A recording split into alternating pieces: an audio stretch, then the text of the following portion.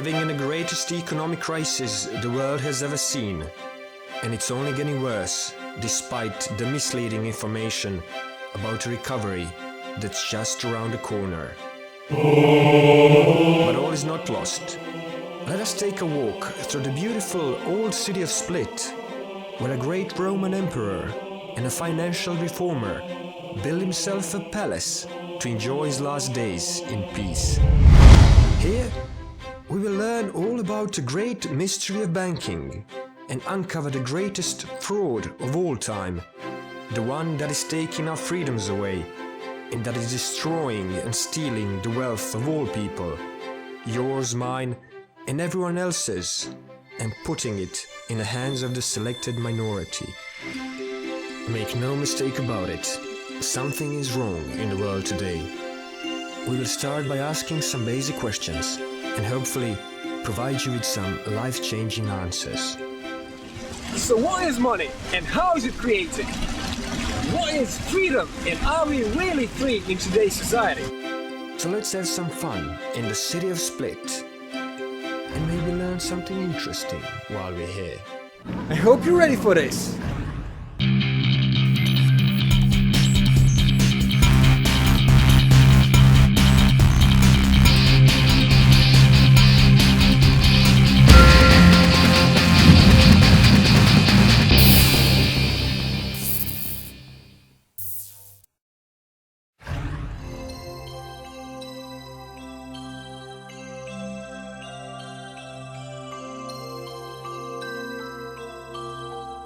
Split. With a population of 250,000, Split is the second largest city in Croatia, a small country in Central Europe with a total of less than 5 million people. With more than 1,000 islands, crystal blue seawater and beautiful beaches, Croatia was always considered a tourist heaven and is now again emerging as one of the world's top travel destinations. Where are you from? I'm from Holland. It's nice and warm. Well, we came from Germany and it was raining really hard over there, so we still have our long pants on. And you are from which country? The United States. Well, Americans live large, big cars, big stores, big cities, and this is smaller. Yes. And much nicer. Much nicer. A better quality of life instead of quantity, quality. Where are you from? Germany. What do you think about Croatia, about Split? I like it. You like it? Yeah. Is it very different from Germany? Yes. From England. And are you? This is your first time in Croatia? Yes, first day, yes. First time, and your first impressions about Split? Well, it's very interesting and beautiful, yeah. We're very pleasantly surprised. I knew it was a nice place, but it's even better than I thought. But everybody has a good humor and we're enjoying it. So if you like history and kind of low-key, this is the place to be. Nice beaches. You don't need a big car. You don't need all those, things that cost a lot of money. Yeah, it's beautiful. It's a lovely country. There's lots of things to see and do. Yeah. It's quite interesting, yeah. Where are you from? Warsaw, Poland. It's everywhere in a very nice place. You can find so many people that the place is less interesting than it could be without so many people. Where are you from? From Catalonia, next to Spain. It's very old.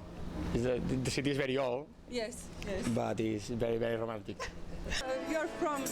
Norway, because this is really very antique and very old. It's a very old culture, so it's much older than our culture. So it's really fantastic in a way.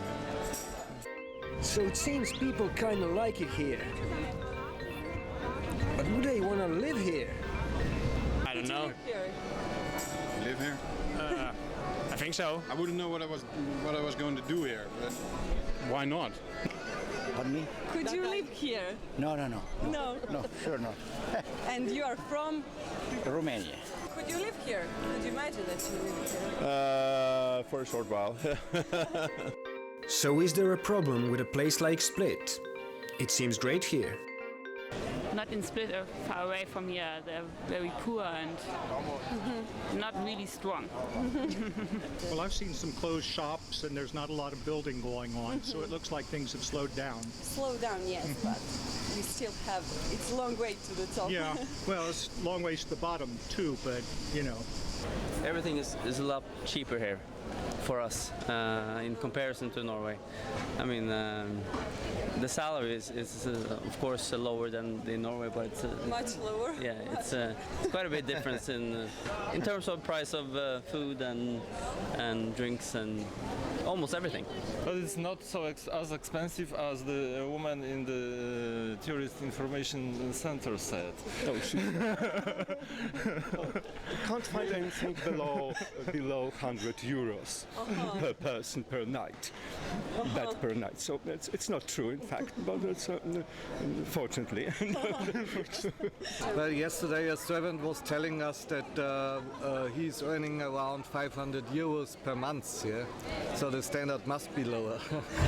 The problem with Split and most other places in the world is that the future doesn't look so bright. Sure, it's nice to come to a place like this to enjoy your holidays and not think about what's gonna happen tomorrow, but I want you to listen to me for a moment. The world economic and financial crisis is not going away in the near future, so you might as well learn right now how to stop it and live in a society better than you could have ever imagined. You see, problems people are dealing with today are in essence the same problems people dealt with for thousands of years. And all problems are already solved, believe it or not. And this is the greatest secret of all time. Solutions to world problems exist, but they are being kept secret. So let me tell you a story from our past. You've never heard this story being taught at school. It's a story about money and freedom. A true story. And it starts right here in Split, 1700 years ago.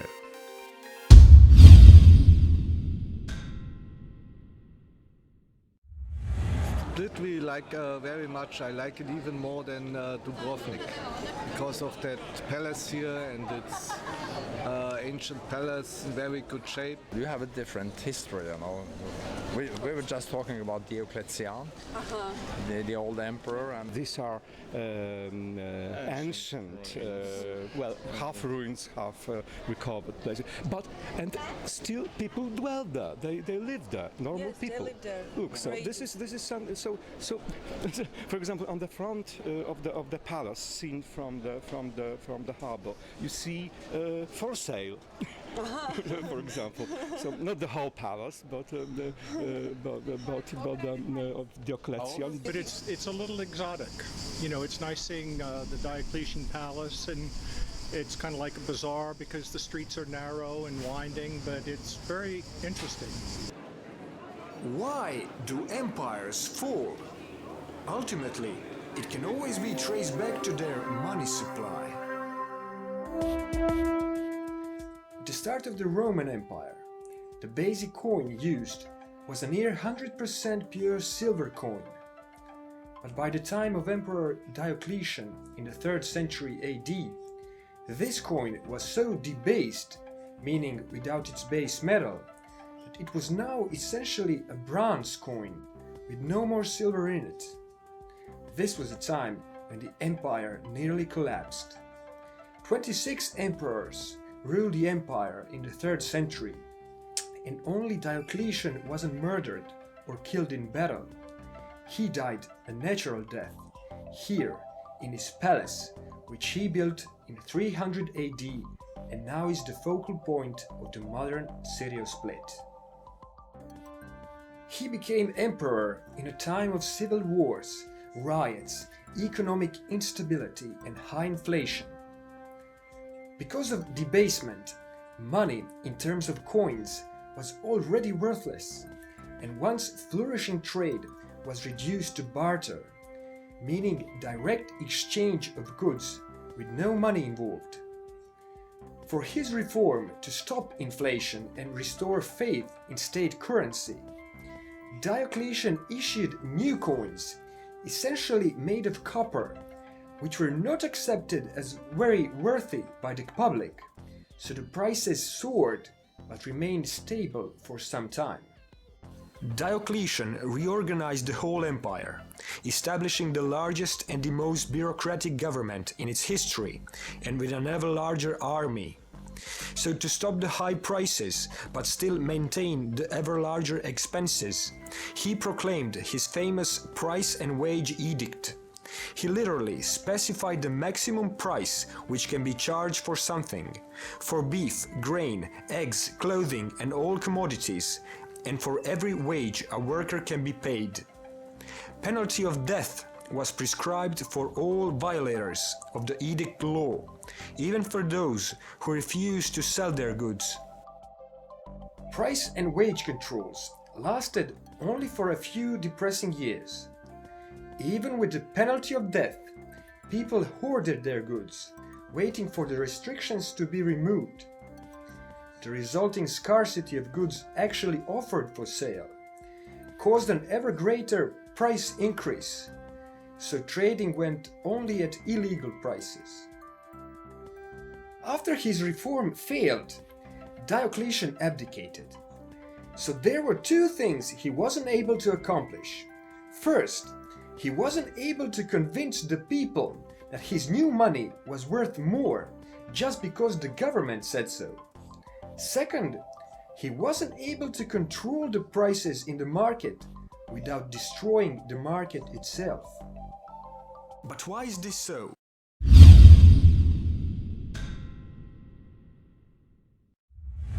Money is the most marketable commodity.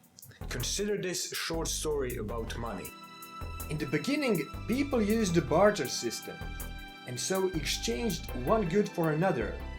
However, through practicing trade, gold and silver emerged as the most acceptable and the most desirable commodities, and were used in every transaction. So if gold was the most accepted commodity on the market, it meant people could exchange their goods for gold, knowing they could most certainly exchange gold for something else in the future. Later, people needed to store their gold somewhere safe and not just carry it around. Goldsmiths started to safekeep people's gold in their vaults in exchange for a small fee. For every deposit in gold, goldsmiths issued a paper receipt. Depositor could now carry the receipt and exchange it for his gold in the goldsmith's vault at any time in the future. This was so useful that people soon started trading using paper receipts themselves rather than gold, and trade was so much easier this way. But when goldsmiths started realizing people rarely came back to redeem their receipts for gold, goldsmiths had an idea and went into a fraudulent lending business. They started issuing more receipts than they had gold and loaned them out to people for interest. People would assume that all issued receipts are backed by gold. Interest payments on loaned counterfeited receipts made the goldsmiths lots of money as long as people traded with paper receipts and were not redeeming much of them for gold in the goldsmiths' vaults. But when word got out about the greedy goldsmiths, people jumped to redeem their receipts for gold, and since there was not enough gold in the vaults to redeem all the issued receipts, the goldsmiths' counterfeiting business collapsed. Before continuing the money story, here's another story about the state.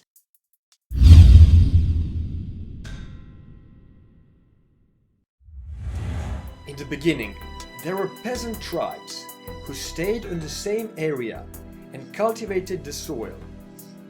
At the same time, there were hordes of nomadic tribes constantly invading the peasants to rob and kill them. There was no way for the peasants to organize against the quick and sudden brutal nomadic attacks.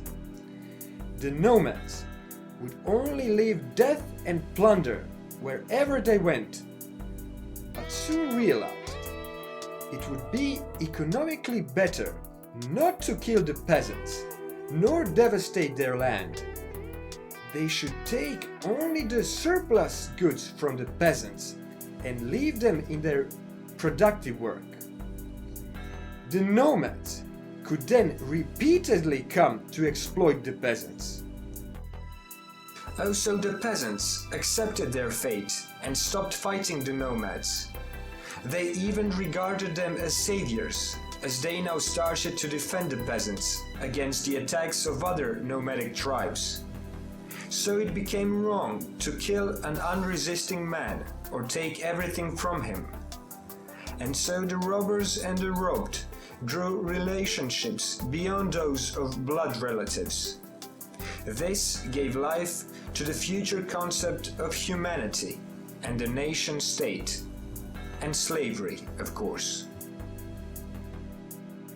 The ruling class stopped being nomads anymore and built castles on high grounds. The working class regularly brought them their surpluses, now called tribute. To maintain the workers at full capacity for labor, the rulers prohibited any violent disputes between them. They established courts in which they arbitrated and enforced their judgment about the disputes. The two classes eventually became one nation united on one territory, with a common language and a common understanding for each other. It was the bankers and the stockbrokers who got greedy, and they wanted to accumulate all this wealth and left the poor people with nothing.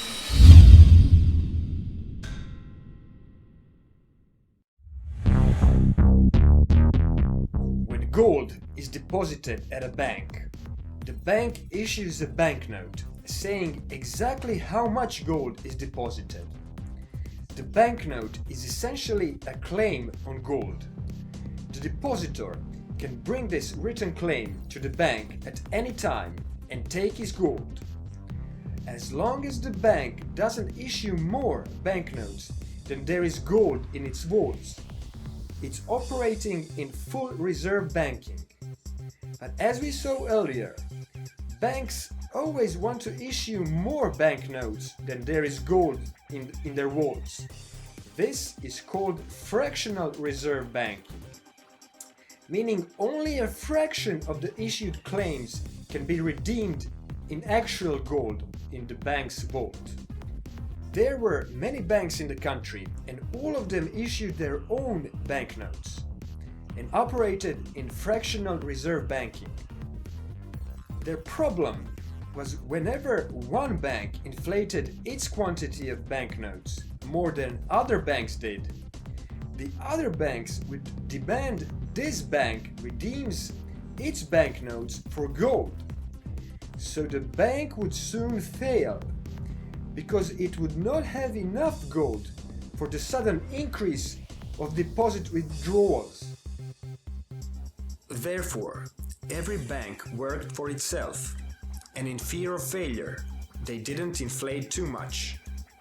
However, if there was only one bank in the country issuing banknotes, it would be harder for people to determine that the bank operates in fractional reserve banking, and it could inflate more. And that's exactly what the bankers did. They established a central bank, and only it could issue banknotes. These were also claims on gold, but now every bank would hold its gold deposits at a central bank, as agreed fraction of the issued central banknotes, and all banks could practice fractional reserve banking together.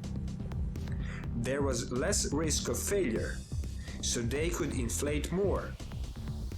If depositors wanted to redeem more gold from some bank, now it would not fail, because the central bank would lend it some gold from the other banks. But this fraudulent system could never work on its own if it weren't for the state government. As we have seen earlier, the goal of the state government was always to extract more wealth for itself. So the following deal was made. Private central banking system would be put in place, but the public would think it's a government-owned system made to stop bank failures. Secondly, taxes would be payable only in central banknotes. This meant people had less need for gold, which meant more gold deposited at a bank, and therefore even more notes issued by the bankers to earn interest on. And finally, the benefit for the government. Whenever required, the central bank would buy government bonds with its central banknotes and so finance all the government expenditures. Before we continue about government bonds and other promissory notes, we should advance our lesson about money. Money is not wealth. Wealth is ultimately the ability to consume more goods and services. Money is just a facilitator of exchange of goods and services. So if the money supply would double overnight and the amount of goods and services would stay the same, would we get wealthier? No, because wealth depends on the number of goods and services, so it would stay the same. The thing that would change are the prices of goods and services in terms of money. They would quickly double, so it would take twice as much money to buy something than it did before. Also, if the money supply would be cut in half, we would not get poorer. Only the price of everything in terms of money would fall in half. So there is no optimal quantity of money. Any quantity of money is equally good and doesn't affect the overall wealth. Originally, the term inflation was used for increase in the money supply and deflation for its decrease. And as we have just seen, price inflation and price deflation are directly linked to changes in the money supply. But although changing the money supply doesn't change the overall wealth, it can do something else. It can redistribute wealth. It can make some people richer and others poorer. It works like this. If new money is created and only some people receive it, then these people will start to spend it in the economy. But they will buy things at the old, low prices, and as soon as they spend all the new money, the prices will rise to reflect the new, increased money supply. So the wealth is now transferred from everyone else to the people who spend the new money first, because everyone else will be stuck with higher prices and the same amount of money in their pockets, while these people just bought everything when it was cheaper. So although inflating the money supply doesn't change the overall wealth, it can transfer wealth from one group of people to another. So money is the most marketable commodity, most easily saleable, and the most widely acceptable. Precisely because of this, it is best suited to facilitate trade with other commodities, whether goods or services. The commodity used as money emerges on its own through trade in the free market, without anyone declaring what it should be. Throughout history, gold and silver were the most marketable commodities and so mostly used as money. The US dollar, for example, was defined as 1/20th of a gold ounce. The British pound sterling was defined as a slightly less than 1/4 of a gold ounce, and so on.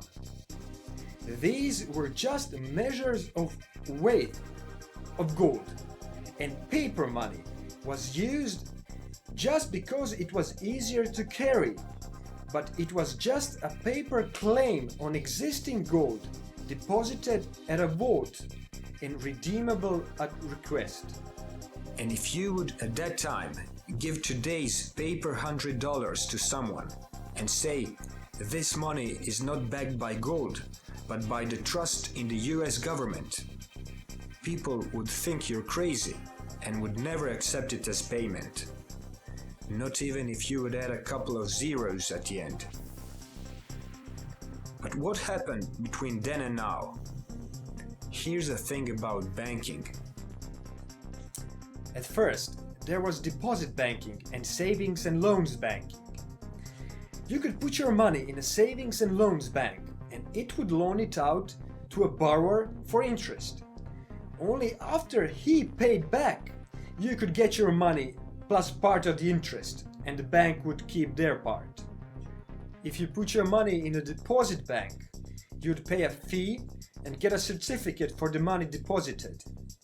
As we saw earlier, this certificate could be used in trade as a money substitute. These banking practices were fully legitimate and didn't increase the money supply. But today, the fractional reserve banking system is legalized.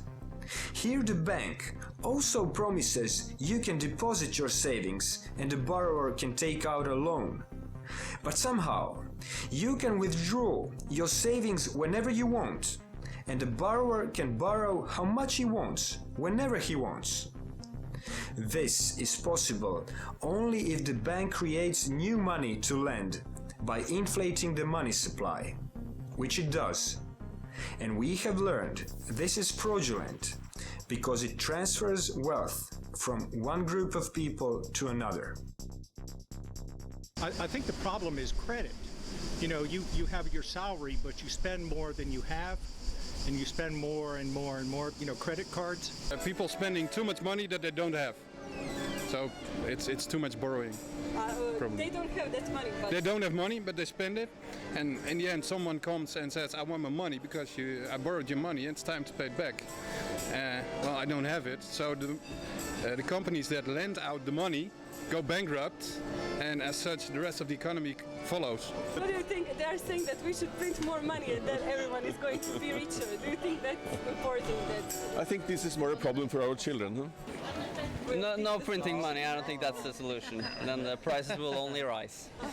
To continue, let's first understand what are government bonds and other promissory notes.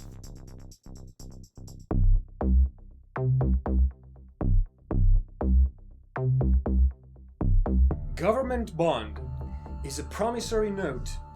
So when someone loans the government some amount of money, the government gives them this note with which it promises to pay back the loan with interest at a determined time in the future.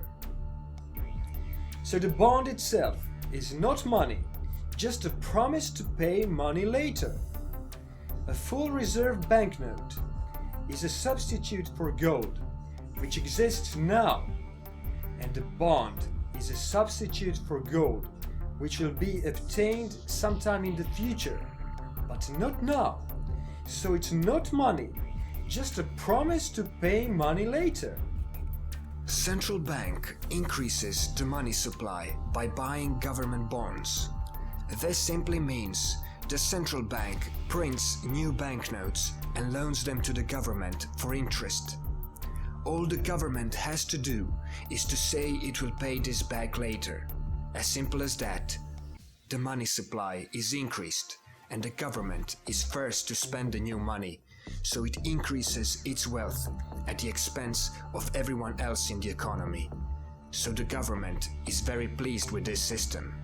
But the bankers were even more pleased. They were earning interest payments on money they printed out of thin air. This was the best job ever. But they wanted even more. And in the 20th century, they got what they wanted.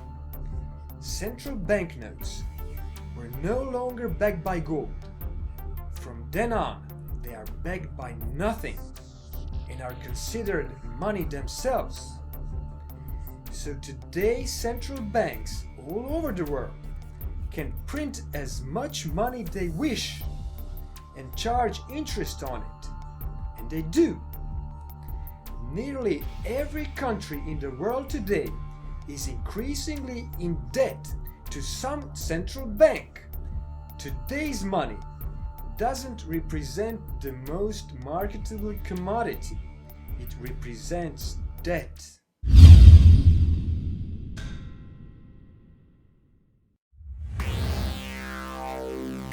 So first, money was the most saleable and the most acceptable commodity, mainly gold and silver.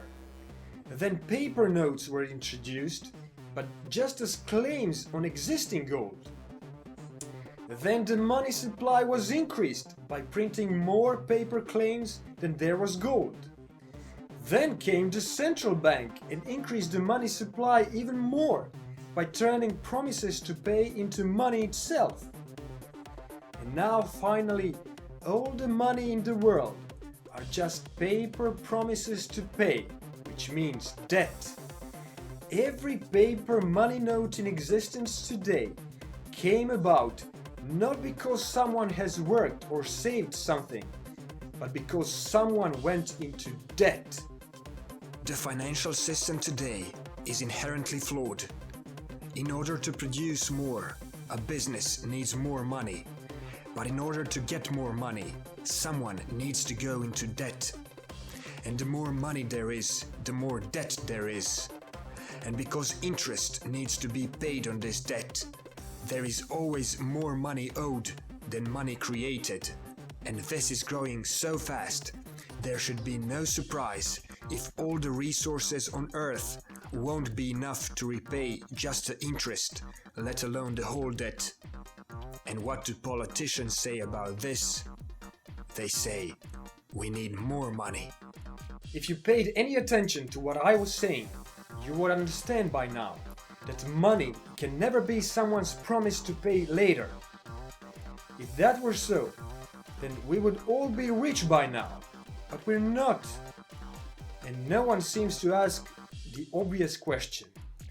How come all the money in the world and more is now owed to some central banks who never had to save or work for anything except for a printing press? The answer is simple. We should not owe these people anything because the whole system is based on fraud. And even most people in the banking industry are not aware of this. Today, central banks can buy not only government bonds, but they can buy other securities like mortgages. And they can also buy a car, a house, or anything else and print money for it. It's all legal. And if that's hard to believe, think about this. Nearly all money existing today is not what the central banks create. As we remember, fractional reserve banking is now legal and is much more sophisticated today. The central banks create only the so-called required fractional reserve, which today is practically only a few percentage points of the total money supply. The rest is created by the commercial banks. Their money is now digital. It only exists in a computer. They can literally type into the computer the amount of money the borrower wants to borrow, and the new money is instantly created and ready to be lent out for interest.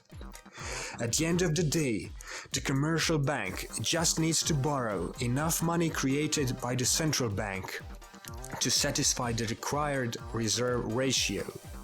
If the reserve requirement would be eliminated, the commercial banks could create as much money as they wish, just like the central banks do. But too much risk and too much speculation. And when everybody says, all right, show me the money, there is no money. So the banks are run, people foreclose on houses, and things get tough.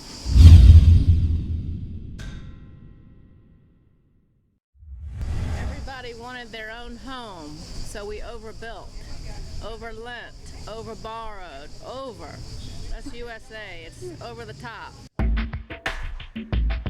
We We are now in a crisis caused by a bust in the economy. A business cycle is the term for the reoccurring periods of booms and busts. But the real reason for it is the fractional reserve banking, which distorts the meaning and value of money. People prefer to have their money now rather than in the future. So if they sustain from having it now and lend it to someone instead, they will demand the loan is repaid back with interest. Otherwise, there would be no reason to lend their money. Remember, money is a commodity like any other. So there is nothing wrong with interest, because it is the price you have to pay in order for someone to lend you his money. The free market sets the level of interest, depending on the demand to borrow money. If the demand is higher, so is the interest, and the lower the demand, the lower the interest. It acts just like the price of any other commodity. As we have learned, only existing goods and services are real wealth, and new wealth can be created only when someone first saves something, and then the savings can be invested in order to produce more goods and services. Besides saving and investing, people can choose to just spend their money and consume wealth. For instance, when you spend money on food and eat it, you have consumed wealth, because the food just isn't there anymore. But if you want something expensive, like a car, you need to save money for it. And the more you save, the sooner you will have it. And you want to loan out your savings to someone through a bank, because you will earn interest.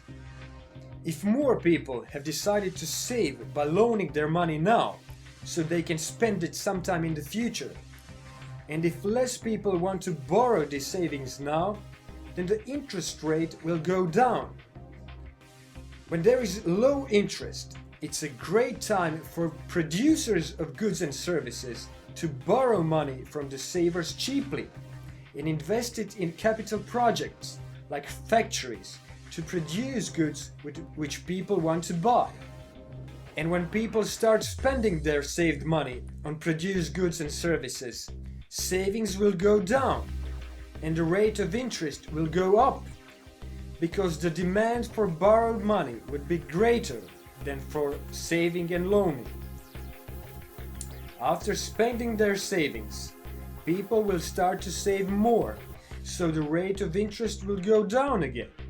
So in this case, and when money is a commodity like gold, there are no booms and busts.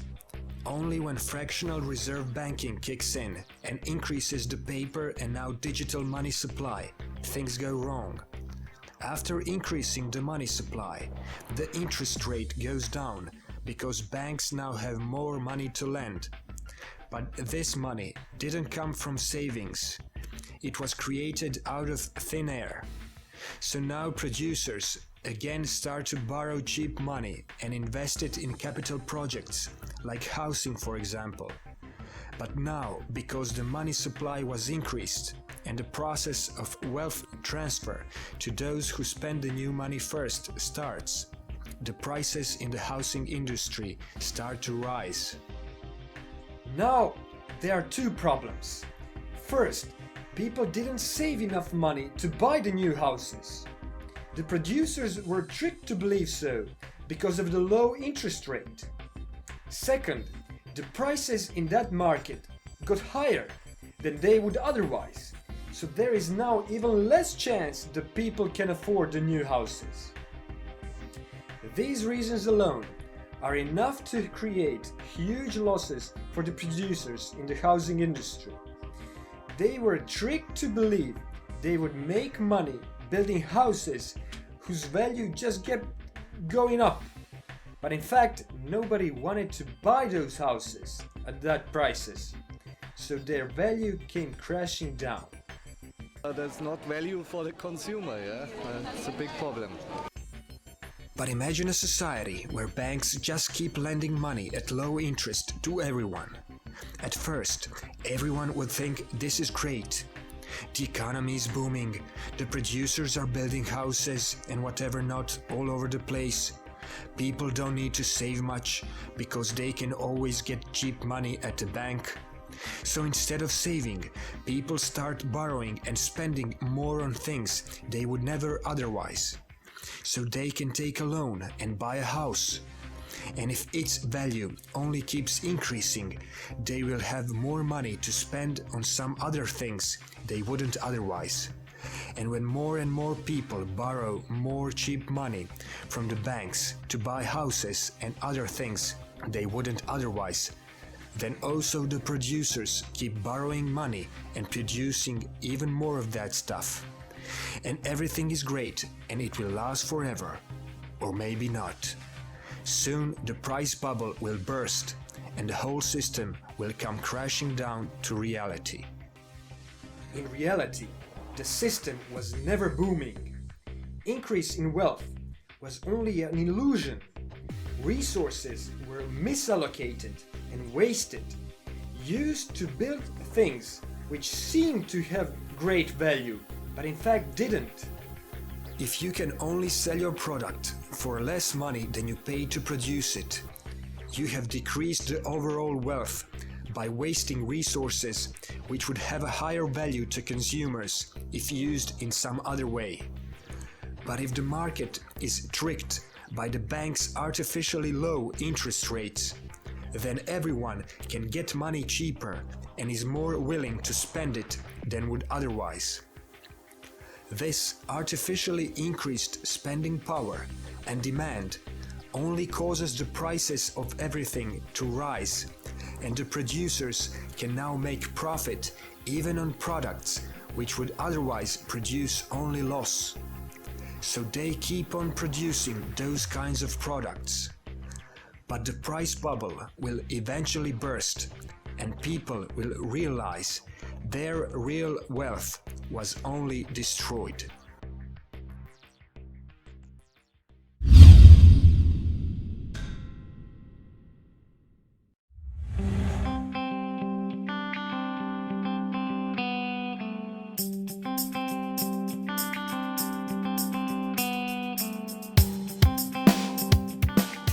There are rules dating even back to Aristotle which preserve social order and resolve conflicts between people. The two basic rules are this.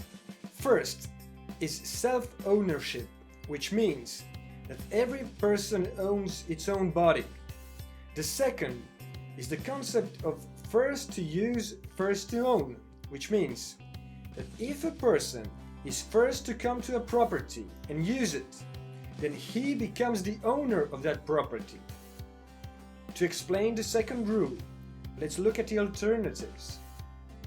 If you were first to use some resources, let's say a chair or a car, but as soon as you stopped using them, you cease to be the owner of them, then someone else can come and take your chair or a car, and then he will become their owner. Or if you would leave your house to go to work, and when you come back, you would see some other people own your house and live in it. It would be instant chaos if this was the rule.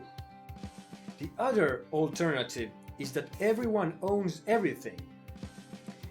But there would be instant chaos in this case too, because you couldn't do anything with any resource without permission from everyone else in the society. So the only way to avoid conflicts is to become the owner of the property which you were the first to use. If property rights are respected, there would be no conflicts between people. But conflicts arise only about scarce resources like land or gold.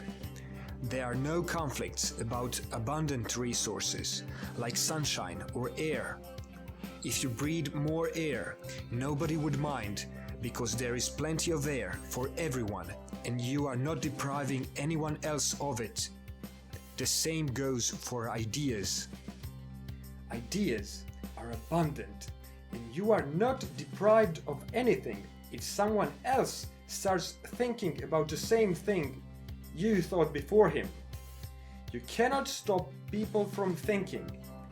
Once thoughts are thought, they are free goods. If you invent a machine and someone else copies your ideas and builds the same machine, he didn't steal anything from you. You still have your machine, but now he has one also. And the total wealth has increased. The same goes for digital information on computers and internet. It costs nothing to copy a software program 1,000,000 times, and nobody is deprived of anything when doing so. Patents and copyrights are in fact very dangerous, and they can seriously limit wealth increase in a society. From the moment patents and copyrights are abolished, the standards of living would only accelerate. If you believe we should still be paying money to the relatives of the person who invented the wheel, then you are not aware of the full absurdity of this system. More on this later. The democracy in Norway is very regulated. It's everything is regulated, and they have numbers for everything. This social government we have now, they see to that the level between the poor and the rich are not so big. In socialism, the government owns all the property.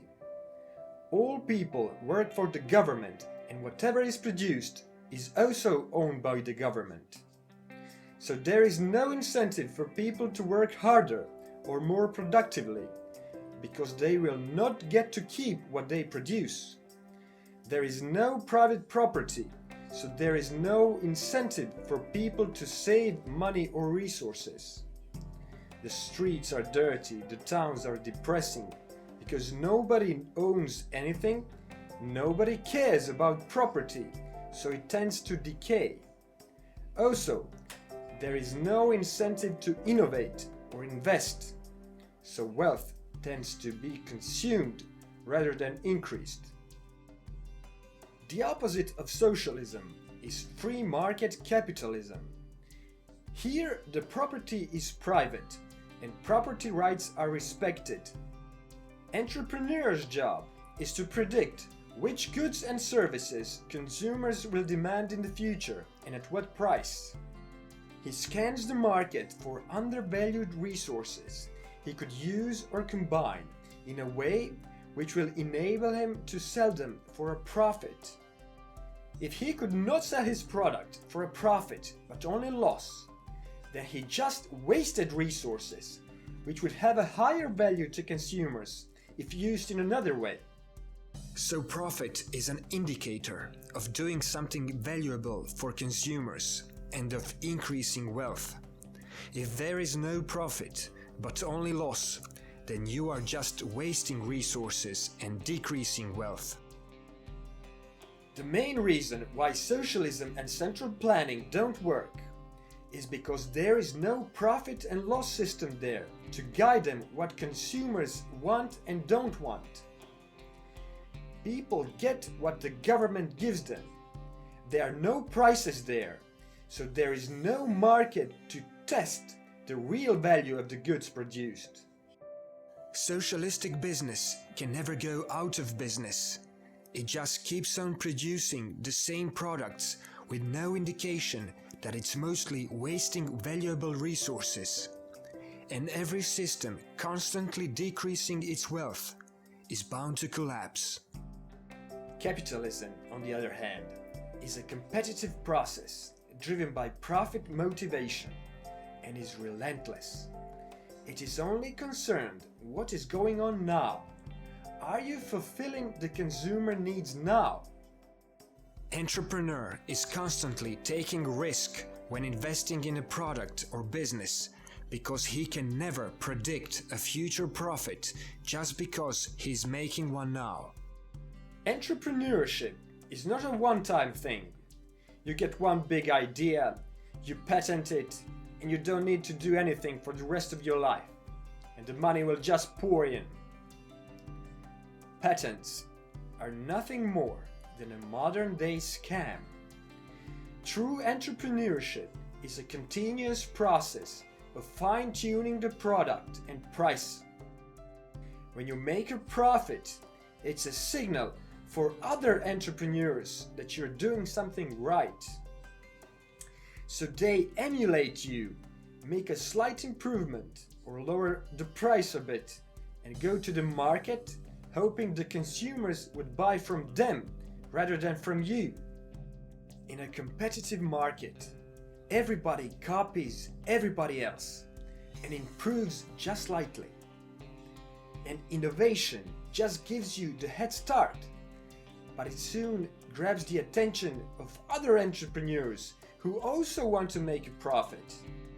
And a big company does not have an advantage in a truly free market and cannot continue its success without constantly changing its product to fulfill the consumer demand. So capitalism is not a great conspiracy to protect the rights of profit makers, like socialists tell us. In fact, it's a great conspiracy to reduce all profits to zero. Entrepreneurs need to constantly stay alert and innovate or go out of business. The consequence of this is that society constantly gets only better and cheaper goods and services. The free market makes sure of that. In a free market, people voluntarily exchange their goods and services, and both seller and buyer benefit from this. It's because people value things differently. You value your car more than the money you paid for it, and the seller values the money more than the car. Otherwise, you wouldn't agree to the exchange. So nobody loses and everybody wins in a free market. But we don't have a free market today. Our standards of living don't increase like they should, and the main culprit is the government.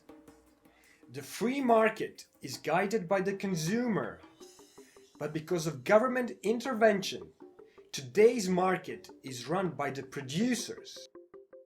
First, this is done by means of patents and copyrights, which interrupt the free flow of information and the possibility of cheaper and better goods and services for everyone.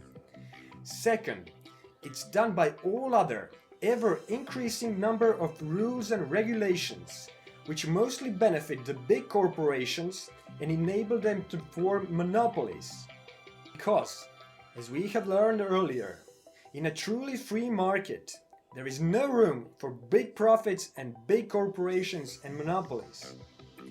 All profits would tend to go to zero, and businesses not improving their products would quickly go out of business.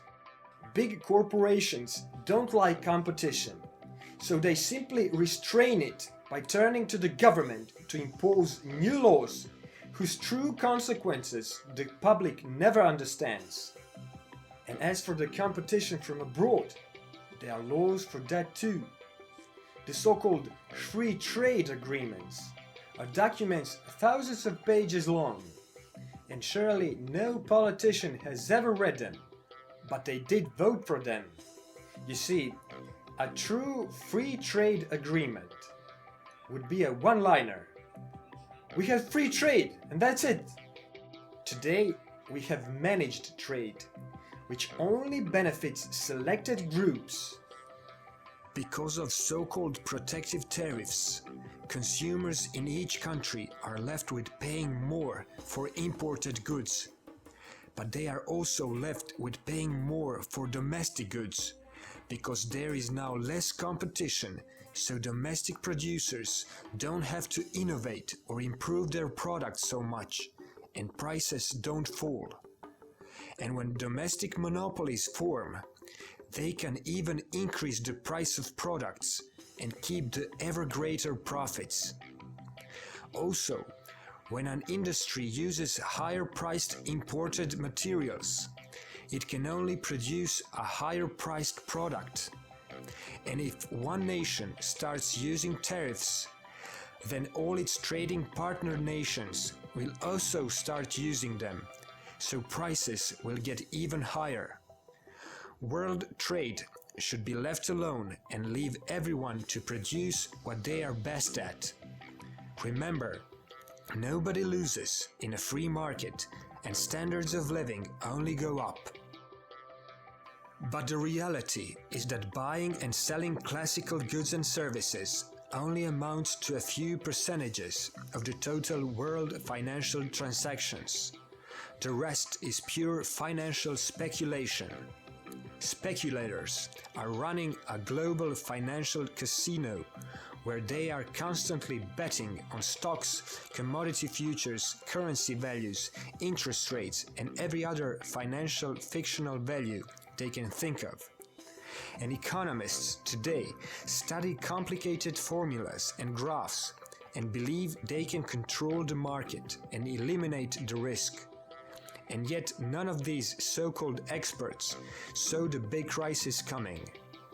The thing to remember is that real economics is simple and without complicated formulas and graphs and obscure language, which only purpose is to hide the fact that we are living in a speculative casino fueled by money created out of thin air.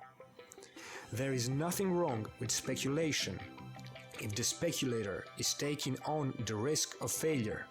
But this casino is rigged by those who control the money supply, so they bet with the money they create and take no risk. If they win, they will take their huge profits and corporate bonuses, but if they lose their bet, then the taxpayers will pick up the bailout tab.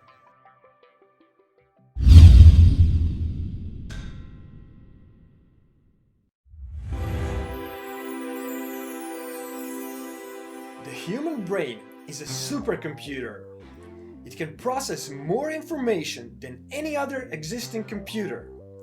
It's so powerful that it's capable of creating its own reality. It does this based on its perception of inputs from our senses. It interprets what we see, hear, or smell, and it builds a working model of the world based upon it. It looks for patterns and tries to define how does the world work. We don't view the world now the same way we did when we were children.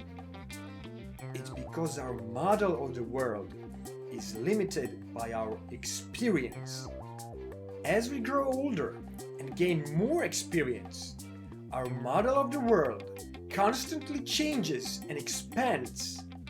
But none of us can have a complete view of the world, because there are always concepts which are abstract. For instance, love, liberty, free market, or government. So in order for our brain to make sense of things in which we have no experience, and to complete our working model of the world, our mind just fills in the blanks. This is also how hypnosis works. It bypasses our senses and puts an experience directly in our mind, so we think something is true, but in reality it isn't. We don't need to experience anything really, but our brain can think we did, and will change our model of the world accordingly. The truth is, much of our worldview is not a result of our experience, but just of how we think the world works. But a bigger problem here emerges. If people are trained to think in a certain way their whole life, it becomes very hard for them to change their worldview. In fact, even if their senses tell them differently, they would rather disregard inputs from their senses than to change their model of the world accordingly.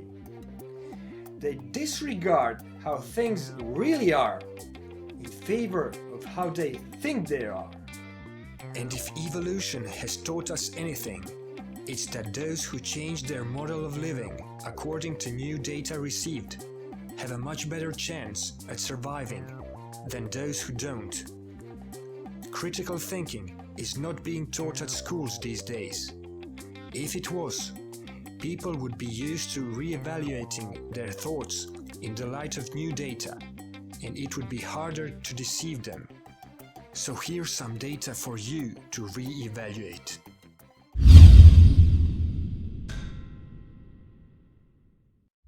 And so some people also have solutions, but the government doesn't listen, so why thinking about them when the government doesn't listen? I don't think you can divorce yourself from the politics. I think it's always going to play a big part in everybody's lives, whether we like it or not. Society is a labor-saving device.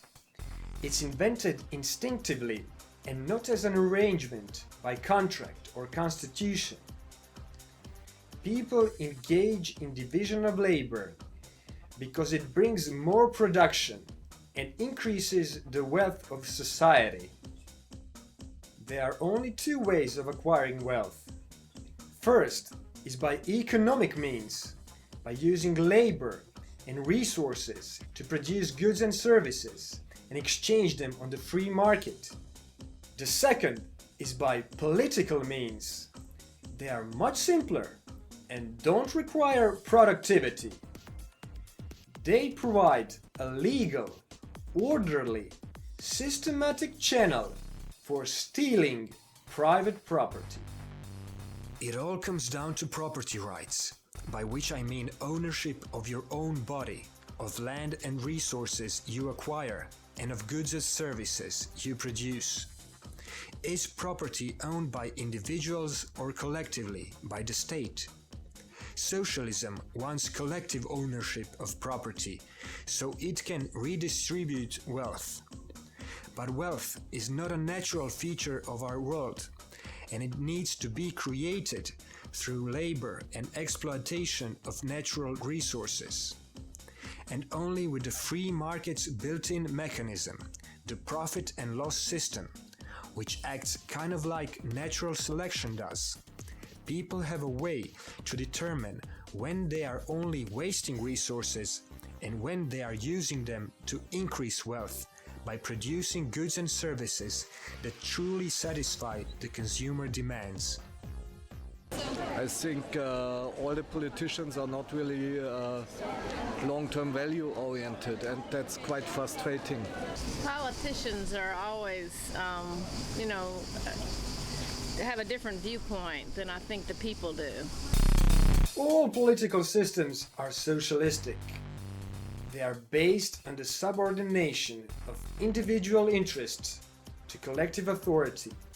Politics, throughout time, has been an institutionalized denial of humans' ability to survive through the exclusive employment of his own powers for his own welfare. And politics, throughout time, has existed solely through the resources it has been able to plunder from the creative and productive people. Politics denies the rational nature of a human. It's a belief that somehow things can come from nothing, that things may be given to some without first taking them from others, that all the tools of human survival are his by accident and not by pure and simple inventiveness and work. Politics has always been the institutionalized and established way in which some people have exercised the power to live off the output of other people. Government is defined as an agency enjoying a monopoly on the use of force within a given geographic area. You can have peace, but only if you quietly submit to all the robbery and slavery the government has arranged for you. If it orders you, you will go to war for it. You will not speak what the government doesn't want to hear. You will surrender your property, and it will decide how much you can keep. You will obey any law it can think of. You will obey your government in everything, or suffer the consequences. The central purpose of government school systems is to indoctrinate young minds into the belief that the absence of governmental authority is synonymous with anarchy and that this means disorder.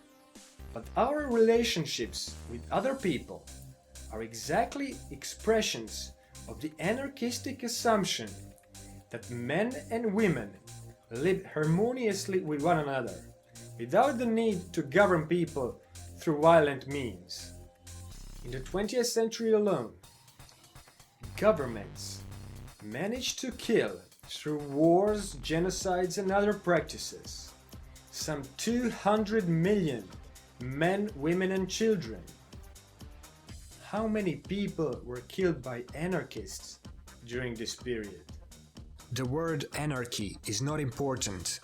Think of it as decentralized and cooperative systems which serve the mutual interest of the individuals comprising them, without the systems ever becoming their own reasons for being.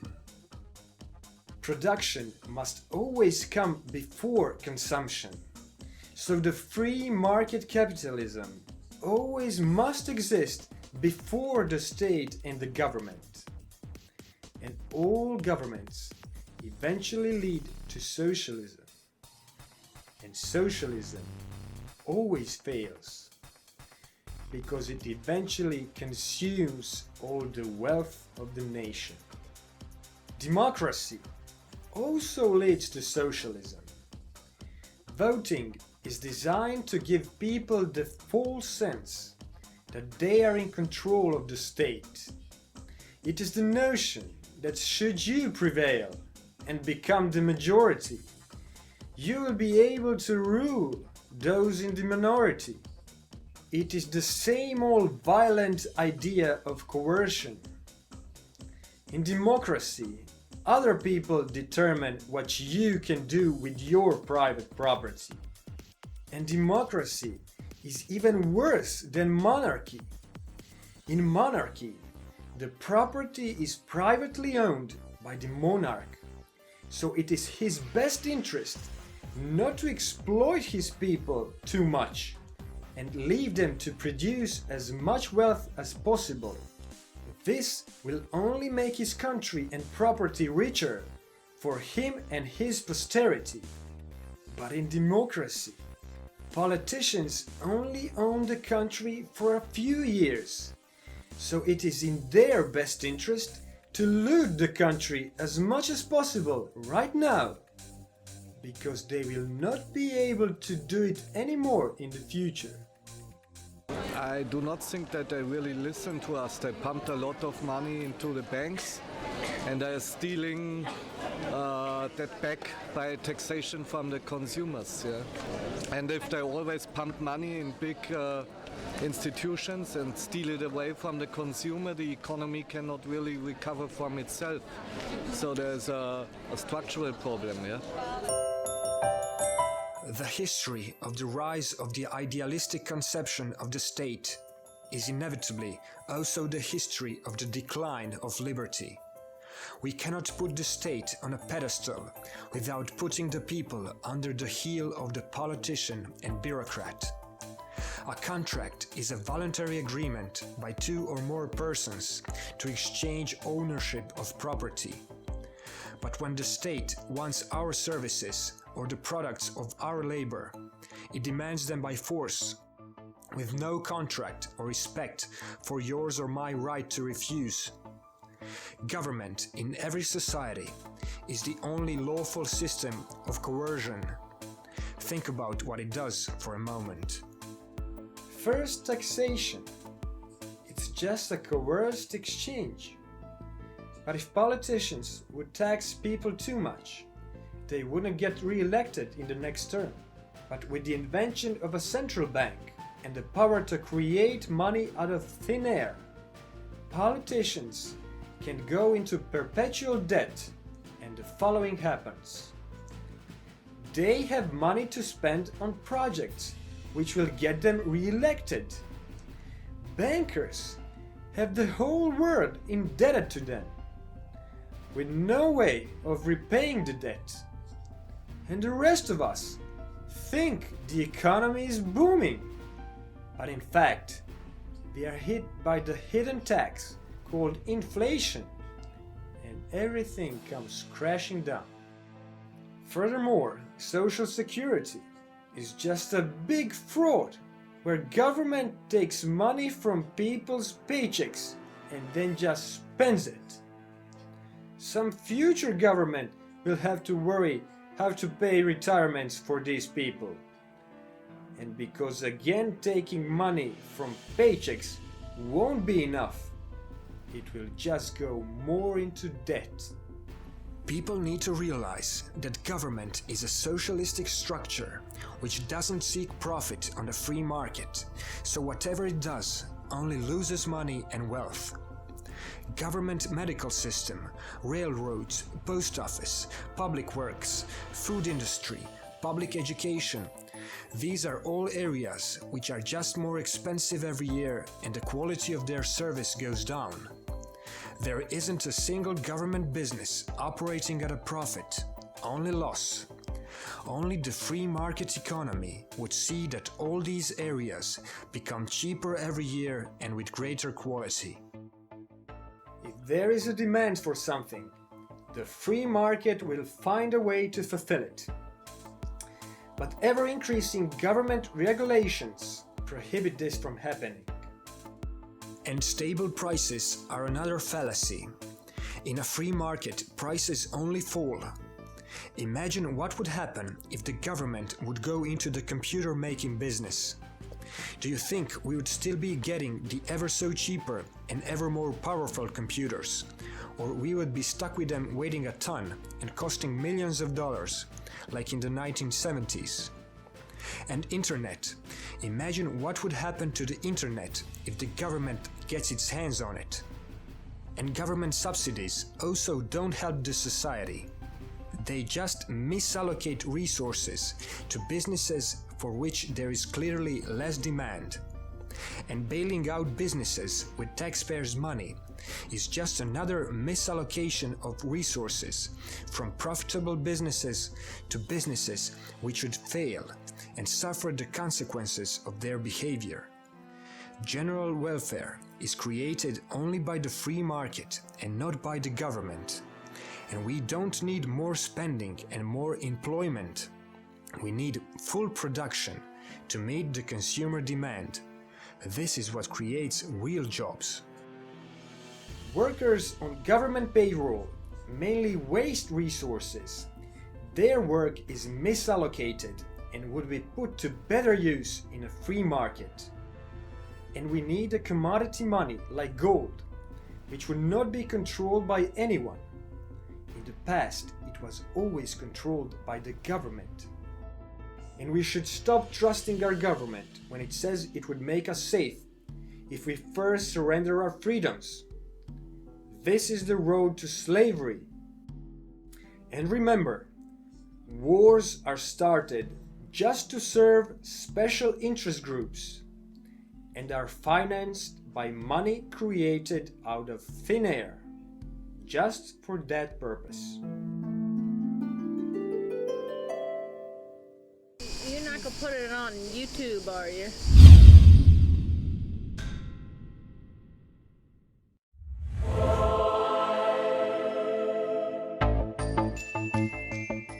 Everything you have just heard are not conspiracy theories. They are conspiracy facts. And if I now tell you there exists a small number of people that controls and plans all major world political and economic events, you should not take my word for it. You should use your critical thinking and do the research for yourself.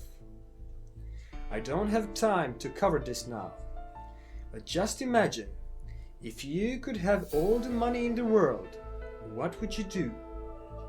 Now imagine there are people who have all the money they want because they had the power to create it for centuries now. And the only thing they want now is control. They want to control the world and have everyone to work for them. Just imagine, what would they need to do to achieve this?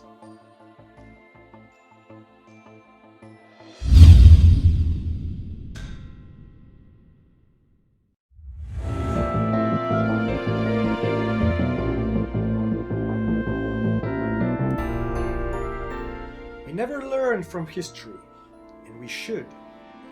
Before it became an empire, the Roman Republic generally had free trade. But when military expenses started soaring to serve the empire's appetite for war, so did the taxes. But they weren't enough, so emperors increased the money supply so greatly with worthless coins which had no more valuable silver in them. And by the time of Diocletian, the inflation was so great the empire nearly collapsed. Diocletian went overnight where we are currently going with our retail price maintenance, fair trade laws and various price-fixing agencies. His price-fixing laws were an instant failure and a clear sign you cannot create money and spend it on the war machine and colossal bureaucracies and expect the great inflation won't come. But Diocletian did manage to save the empire. Because money was then worthless, he demanded everyone started paying the ever-increasing taxes with goods they produced on their land, and they could never again change their occupation. So the empire survived, but the liberty of the Roman people did not. And when the West Roman Empire did collapse under the barbarian invasion, a funny thing happened. The barbarians were in fact considered as the liberators, and the one wish the Roman people had after being captured by the barbarians was that they would never again fall under the rule of the Roman bureaucracy.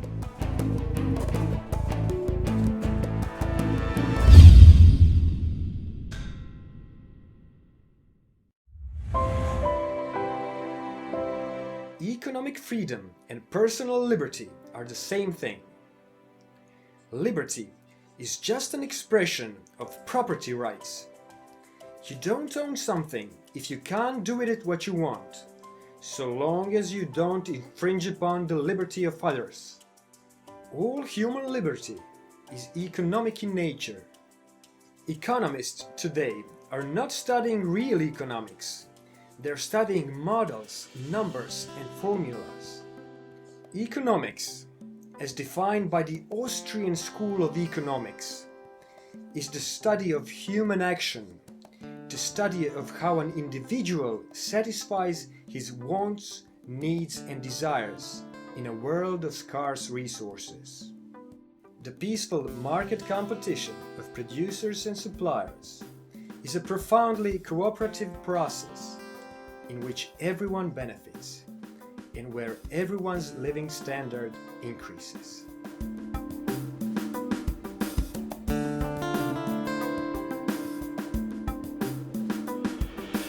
This video presentation has covered a lot of important topics, but there is not enough time to explain them all in more detail, so the majority of people probably won't understand most of it. But the intention wasn't to explain everything. The intention was to say what I had to say and let everyone decide for themselves if there is anything here they agree with and that is worth discussing about. And don't underestimate the power of the human brain. Even if you didn't understand something, your brain has secretly picked up this information and will process it.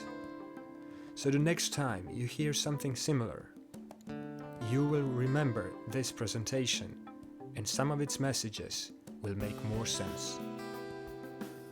In the meantime, just remember that the future can be bright again. Only then we will be able to afford not to understand the economy and just enjoy the pleasures of our everyday life. Thank you for your patience. Economy is boring. Yeah.